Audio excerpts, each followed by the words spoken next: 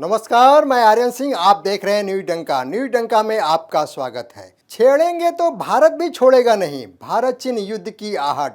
तो आइए जानते हैं क्या है पूरा मामला। भारत चीन के बीच रिश्ते इस वक्त नाजुक दौर में है। दोनों देशों के बीच 1962 में एक बार जंग हो चुकी है, जिसमें चीन की जीत हुई और भारत की हार। इसके बाद 1965 और 1975 में भी दोनों देशों के बीच हिंसक झड़पें हुई। इन तारीखों के बाद चौथा मौका है जब भारत चीन सीमा पर स्थिति इतनी तनावपूर्ण है। 15-16 जून की रात गलवान घाटी में भारत चीन सीमा पर दोनों देशों के बीच जो हुआ, उससे जुड़े कई सवाल आपकी जेहन में भी होंगे।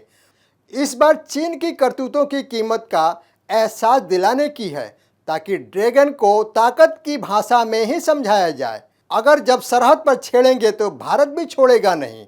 भारत ने अब एलएसी की जमीन से लेकर कूटनीतिक के मैदान और अर्थव्यवस्था के प्रांगण तक प्रतिरोध का मजबूत चक्रव्यूह बिछाया है। अरुणाचल प्रदेश के तवांग के दोनों देशों के सैनिकों के बीच 9 दिसंबर 2022 को झड़प हुई। भारतीय सेना का कहना है कि झड़प में दोनों देशों के कुछ सैनिक घायल हुए, लेकिन घायल होने वाले चीन सैनिकों की संख्या अधिक है। वर्ष 1975 के बाद से दोनों देशों के सैनिकों के बीच साल 2020 में पूर्वी लद्दाख के गलवान में एक खूनी झड़प हुई थी। इसमें 20 भारतीय सैनिक शहीद हुए थे।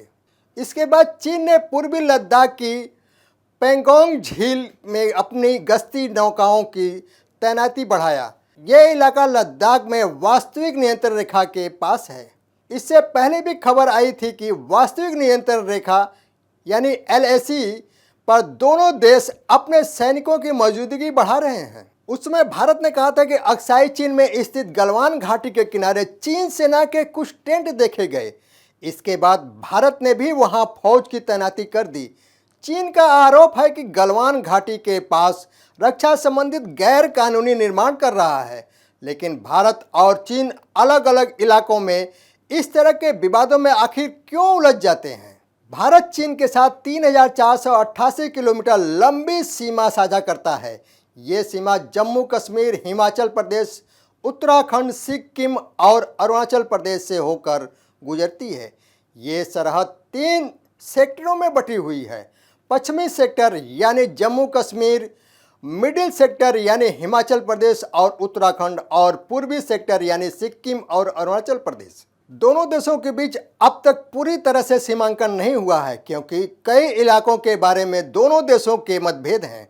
भारत पश्चिमी सेक्टर में अक्साई चीन पर अपना दावा करता है, लेकिन यह इलाका फिलहाल चीन के नियंत्रण में है। भारत के साथ 1965 के युद्ध के दौरान चीन ने इस पूरे इलाके पर कब्जा कर लिया था। वहीं पूर्वी सेक्टर में चीन अरुणाचल प्रदेश पर अपना दावा करता है। चीन कहता है कि ये दक्षिणी तिब्बत का हिस्सा है। चीन तिब्बत और अरुणाचल प्रदेश के बीच की मैकमाहन रेखा को भी नहीं मानता। चीन का कहना है कि 1914 में जब ब्रिटिश भारत और तिब्बत के प्रतिनिधियों ने ये समझौता किया था, तब वो वहाँ मौजूद नहीं था। उसका कहना है कि तिब्बत चीन का अंग रहा है, इसीलिए वो खुद कोई फैसला नहीं ले सकता। दरअसल 1914 में तिब्बत एक स्वतंत्र लेकिन कमजोर मुल्क था, लेकिन चीन ने तिब्बत को कभी स्वतंत्र मुल्क नहीं माना। 1950 में चीन ने तिब्बत को पूरी तरह से अपने कब्जे में ले लिया। कुल मिलाकर चीन अरुणाचल प्रदेश में मैकमाहन लाइन को नहीं मानता और अक्साई चीन पर भारत के दावे को भी खारिज करता है। इस विवादों की वजह से दोनों देशों के बीच कभी सीमा निर्धारण नहीं हो सका। यथास्थिति बनाए रखने के लिए लाइन ऑफ एक्चुअल कंट्रोल यानी एलएसी टर्म का इस्तेमाल किया जाने लगा। हालांकि अभी यह भी स्पष्ट नहीं है कि दोनों देश अपनी अलग अलग लाइन ऑफ एक्चुअल कंट्रोल बताते हैं। इस लाइन ऑफ एक्चुअल कंट्रोल पर कई ग्लेशियर, बर्फ के रेगिस्तान, पहाड़ और नदियां पड़ती हैं। एलएसी के साथ लगने वाले कई ऐसे इलाके हैं जहां अक्सर भारत और चीन सैनिकों के बीच तनाव की खबरें आती रहती हैं। 134 किलोमीटर लंबी पेंगांग को हिमालय में करीब 14,000 फुट से ज़्यादा की ऊंचाई पर स्थित है। इस झील का 45 किलोमीटर हिस्सा भारत में पड़ता है, जबकि 90 किलोमीटर क्षेत्र चीन में जाता है। वास्तविक नियंत्रण रेखा इस झील के बीच से गुजरती है। कहा जाता है कि पश्चिमी सेक्टर में चीन की तरफ से अतिक्रमण के 1/3 मामले इसी पेंगांग के पास होते हैं। इसकी वजह यह है कि इस क्षेत्र के दोनों देशों के बीच वास्तविक नियंत्रण रेखा को लेकर सहमति नहीं है। दोनों ने अपनी अलग अलग एलएसी तय की हुई है। इसीलिए विवादित हिस्से में कई बार दोनों देशों के सैनिकों के बीच झड़पें हो जाती हैं, क्योंकि उन्हें लगता है कि सामने वाले देश के सैनिक उनके क्षेत्र में आ गए हैं। राजनीतिक तौर पर भी इस झील का काफ़ी महत्व है, क्योंकि ये झील चुशुल घाटी के रास्ते में आती है। चीन इस रास्ते इस्तेमाल भारत प्रशासित क्षेत्र में हमले के लिए कर सकता है। साल 1962 के युद्ध के दौरान यही वो जगह थी जहां से चीन ने अपना मुख्य आक्रमण शुरू किया था। ऐसी खबरें भी आई थी कि पिछले कुछ सालों में चीन ने पेंगांग के अपनी ओर के किनारे पर सड़कों का निर्माण भी किया है। जवाहरलाल नेहरू यूनिवर्सिटी के प्रोफेसर और अंतर्राष्ट्रीय मामलों के जानकार एच.डी. मुनी ने बताया कि यह क्षेत्र भारत के लिए सामरिक रूप से बेहद महत्वपूर्ण है, क्योंकि ये पाकिस्तान, चीन, सिंजियांग और लद्दाख की सीमा से सटा हुआ है। 1962 की जंग के दौरान भी गलवान नदी का यह क्षेत्र जंग का प्रमुख केंद्र रहा।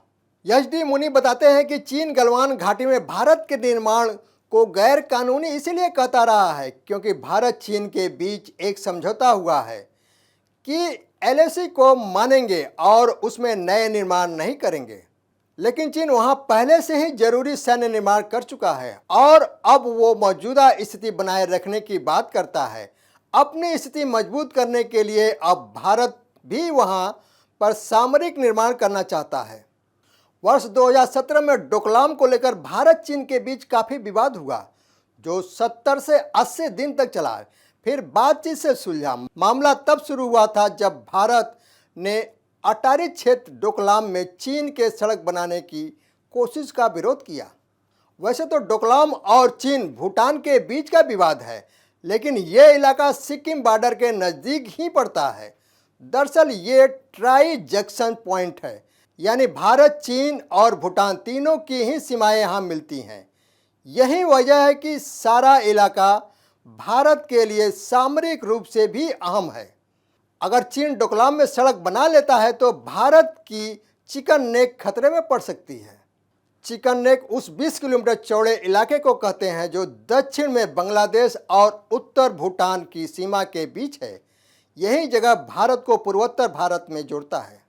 साथ ही भारतीय सेना के जानकार मानते हैं कि डोकलाम के नज़दीक पड़ने वाला सिक्किम ही वो जगह है जहां से भारत चीन की कोशिशों पर किसी भी तरह का हमला कर सकता है। सीमा पर हिमालय में यही एकमात्र ऐसी जगह है जिसे भौगोलिक और भारतीय सेना अच्छे तरह से समझती है और इसका सामरिक फायदा ले सकती है। भारतीय सेना को यहाँ ऊंचाई का फायदा मिलेगा, जबकि चीन सेना भारत और भूटान के बीच फंसी होगी। अरुणाचल प्रदेश के तवांग इलाके पर चीन की निगाहें हमेशा से रही है। वो तवांग को तिब्बत का हिस्सा मानता है और कहता है कि तवांग और तिब्बत में काफ़ी ज़्यादा सांस्कृतिक समानता है। इसीलिए कहा जाता है कि चीन तवांग को अपने साथ लेकर तिब्बत की तरह ही प्रमुख बौद्ध स्थलों पर अपनी पकड़ बनाना चाहता है। नाथुला हिमालय का एक पहाड़ी दर्रा है जो भारत के सिक्किम राज्य और दक्षिण तिब्बत में चुम्बी घाटी को जोड़ता है। भारत की ओर से यह दर्रा सिक्किम की राजधानी गंगटोक से तकरीबन 54 किलोमीटर पूर्व में है। 14,200 फीट ऊंचाई पर स्थित नाथुला भारत के लिए महत्वपूर्ण है क्योंकि यहाँ से होकर चीन तिब्बत क्षेत्र में स्थित कैलाश मानसरोवर की तीर्थ यात्रा के लिए भारतीयों का जत्था गुजरता है। 1962 के भारत चीन युद्ध के बाद बंद कर दिए जाने के बाद वर्ष 2006 में कई द्विपक्षीय व्यापार समझौते के बाद नाथुला को खोला गया, क्योंकि 1890 की संधि के तहत भारत और चीन के बीच नाथुला सीमा पर कोई विवाद नहीं है। लेकिन वर्ष 2020 में मई के महीने में खबर आई थी कि नाथुला दर्रे के पास भारत और चीन के सैनिकों में झड़प हुई थी। भारत चीन मामलों पर नजर रखने वाले गीता कोचर बताती हैं कि दोनों देशों ने बॉर्डर मैनेजमेंट समितियां बनाई हुई हैं। इन कमेटियों का काम यह है देखना कि जब तक सीमा निर्धारण काम नहीं हो जाता तब तक जो भी सीमा विवाद के मसले आएंगे उन्हें बड़े तनाव के बदलने से रोकना है ताकि युद्ध की स्थिति ना बने। वहीं पीआईबी के मुताबिक भारत और चीन ने सीमा समस्या के समाधान के रूपरेखा तैयार करने के लिए अपना अपना विशेष प्रतिनिधित्व नियुक्त किया है। इन एसआर की कई दौर की वार्ता हो चुकी है। भारतीय चीन सीमा विवाद के लिए विशेष प्रतिनिधियों की 22वीं मीटिंग 21 दिसंबर 2019 को दिल्ली में हुई थी, जिसमें भारतीय प्रतिनिधिमंडल का नेतृत्व राष्ट्रीय सुरक्षा सलाहकार अजीत डोभाल ने किया था। खुफिया एजेंसियों की रिपोर्ट के मुताबिक चीन सैटेलाइट के जरिए भारत पर निगाह भी रखे हुए है और भारत के पूर्वोत्तर में अशांति फैलाकर अरुणाचल प्रदेश के तवांग को अपना निशाना बनाना चाहता है। चीन की एक एक हरकत पर भारतीय खुफिया एजेंसी अपनी निगाह गड़ाए हुए है और उसे हर क्षेत्र में माकूल जवाब देने के लिए तैयारी की जा रही है। तो दोस्तों, यह वीडियो कैसा लगा लाइक शेयर कमेंट और हमारे यूट्यूब चैनल को सब्सक्राइब करें। धन्यवाद।